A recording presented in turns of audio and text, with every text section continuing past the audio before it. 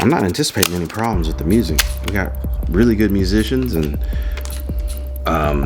yeah, I know the songs. Famous last words, right? But no, I feel good about the music. The music is not the issue.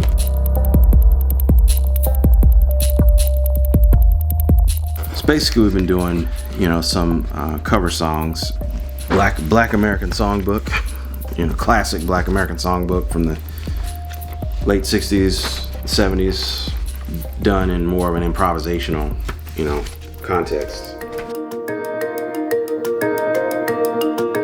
Black audiences, if you win over black audiences, they are your champions for life. But if the stuff isn't going well, they'll let you know. Not always verbally, sometimes verbally. They also let you know if they're digging it, sometimes in the moment, verbally, which is great. Sometimes white audiences are excited, the liberal ones, to hear something different than they normally hear. So that can be good as well. Sometimes you won't often know if you're getting over with them until the end of the show when they come up and tell you, because it's not always, verbal. They're not always, immediately affirming.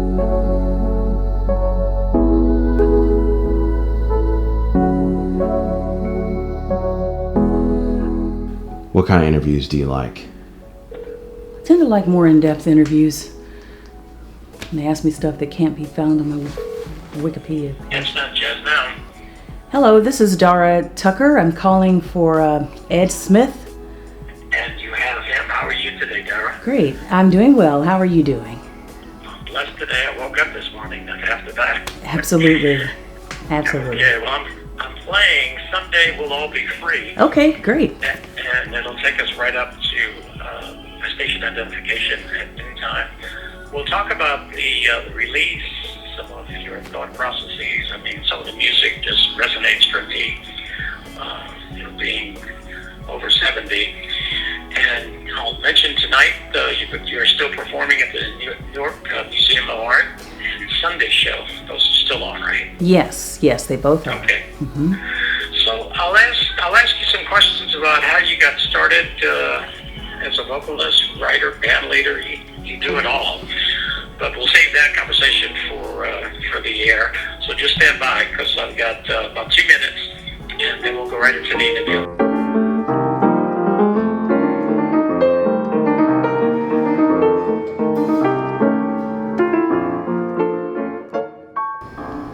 I hope we can play Blues Alley one day, soon.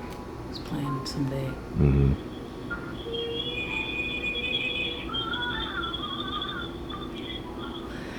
I'm so sick of this song. Come on. I had to do the music. I edited the music video for it, so I just heard it ad nauseum, and there were so many problems in the editing process till it has just seared a hole in my eardrum at this point. It's still a beautiful song, but hearing myself sing it, it's like, it's still a beautiful song.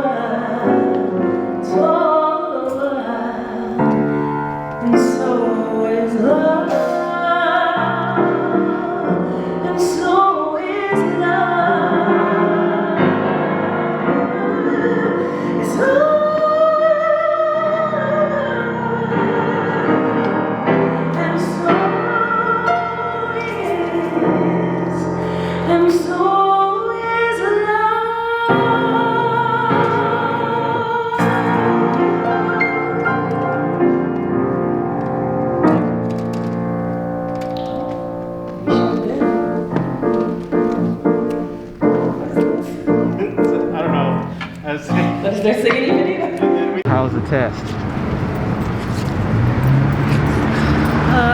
Chaotic as usual. Mm-hmm. Sound checks are not my favorite. If I could, I would pay somebody to do them for me. Yeah, I don't like sound checks, but we got through it. Yeah. We gotta go to Subway. I'm hungry. I'm starving.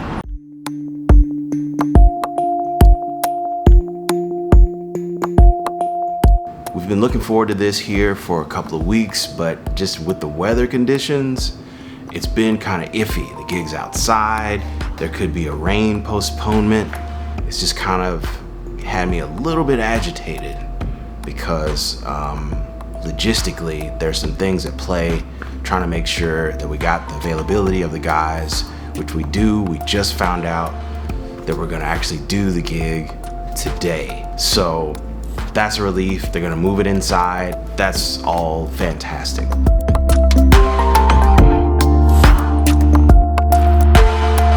I'm not classically trained. I taught myself how to, play music and read music mostly. Dara is the same. So, yeah, we're ready to do the gig, but, organizationally, it's just a hurdle getting everything in order and making it flow. Our job is to hit hard and to be honest within ourselves, and that honesty is what I'm trusting will connect. My time crossing the side, the darkness I can't overcome, the light from heaven keeps me shining, it's my time to feel the wind against my face, this moment cannot be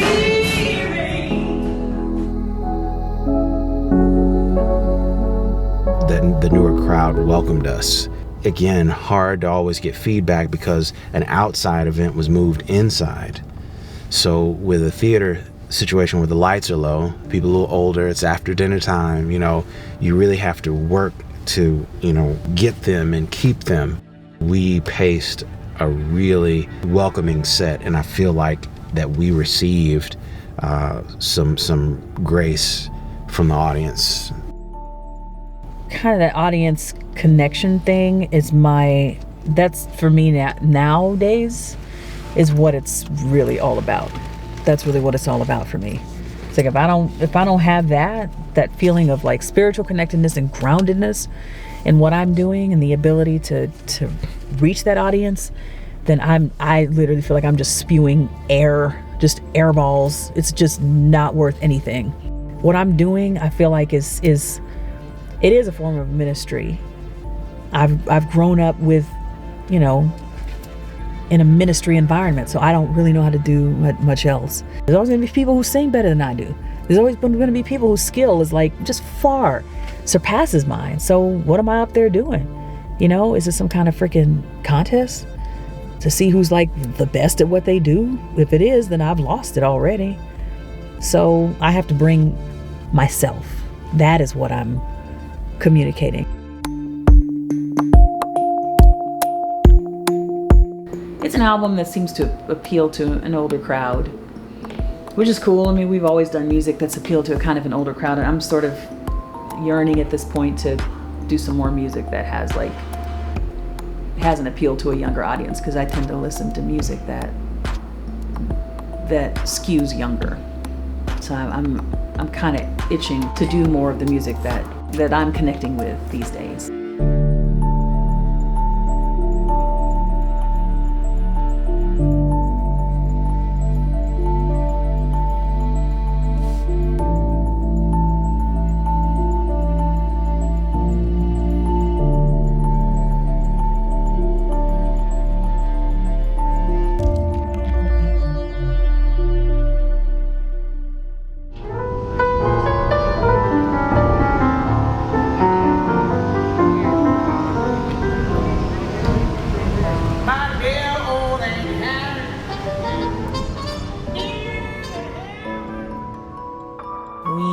Applied for a pretty significant grant a few months ago. It was a pretty ambitious thing to even think that we could be in the running for something like that. It was really, really significant. The grant was a project to do a film on us as performers, along with a live recording that combined jazz and gospel. And we found out today that we did not get the grant. As many great blessings as have come through, we've actually had some really cool support from some arts organizations over the last year or so with COVID. So we really have nothing to complain about. But I'm definitely disappointed that that didn't come together. Because that was, just one of those big, ambitious things that you don't really get to do unless the clouds part and the skies open up. We played 4 gigs, just got back from the last one. Newark, Central Jersey Jazz Festival in Somerville, New Jersey. We got to play Minton's Playhouse, which was amazing. And then Los Angeles, California at Feinstein's at Vitello's. I feel energized. I feel renewed. I want more. But when it's there, who knows a person's mind will turn as cold as ice. Why do you keep on making us hear the song? Telling us how you treat right from wrong. But if you really wanna hear our view, you haven't done nothing.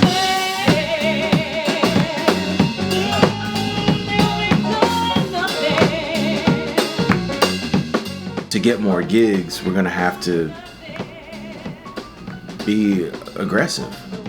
We're no stranger to, getting out there and advocating for ourselves. More emails, more phone calls. We're gonna actually have to, get out into the community, which we've started to do already. Just this week we were back at Minton's, meeting folks. Dara sang at the session. And killed, I might add. And I don't say that just because I was on stage. I say that because, people were coming up to her, after it was over. Who are you? What is your name? Oh man, I cried when you sang. I was touched when you sang. And I don't say this to be braggadocious or somehow out of touch with what is real, but just to confirm the special nature that she has in her heart and her spirit as a singer and as a songwriter. People need to hear what she has, and the only way to do that is more performance opportunities. We met Houston Person recently, and one of the questions I asked him, who handled all of your engagements, your booking, getting work? He's like, back in the day for a long time, I did it all. I was like, what? He's like, yeah, I did it all. It's just I carried myself in a way, and I got around to a lot of different cities when I was working in other bands that people would call for me, and I would reach out to them. Before email, I had a mailing list. If it was your birthday or whatever, you'd get a birthday card. You'd get a special, note from me. I built my audience, myself a lot of the times, and the records helped a lot. But I was just marveling at him, bearing witness to still having the independent mind state. And look at him, he's a legend. 86 and still killing. You have to have that level of get down and grit and independence and self-motivation and determination if you really want to stick it out. And that's where we are until we build the team completely. We are our best advocate. And I believe that Dara will be elevated. And it's up to us to put the work out there to confirm what we're believing. I was raised in a ministry environment, so my attitude, I guess, tends to be a little cooler, like, whatever the Lord wants. But, in this kind of environment, you have to be more declarative. You have to know what you're going for and not be afraid to put yourself out there. So I find myself working on that still. So glad to have the health and strength to be able to execute and to push for what it is that we want. Here's Houston. Sorry, I don't have the shoebox for you, my friend, with the fried chicken, but I'm working on it. Oh, you can get the fried chicken. The shoebox is a hard thing to find. Dig. Well, two things. One, I think the first thing first. Yes, sir.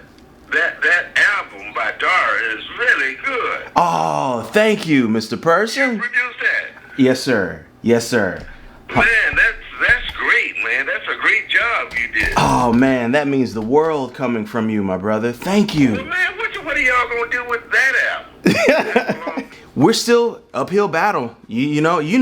You know it. I was just talking about you to Dara just literally like 2 minutes ago. It's like when I asked him, he booked his own gigs, man. He was his own control. I was just like, man, that was so inspiring to hear yesterday. But man, I'm glad you like it. Yeah, man, it's a great album. That shows that you got a lot of them, and I know where you're coming from. Yes, sir. But now the other thing too. Catch rack.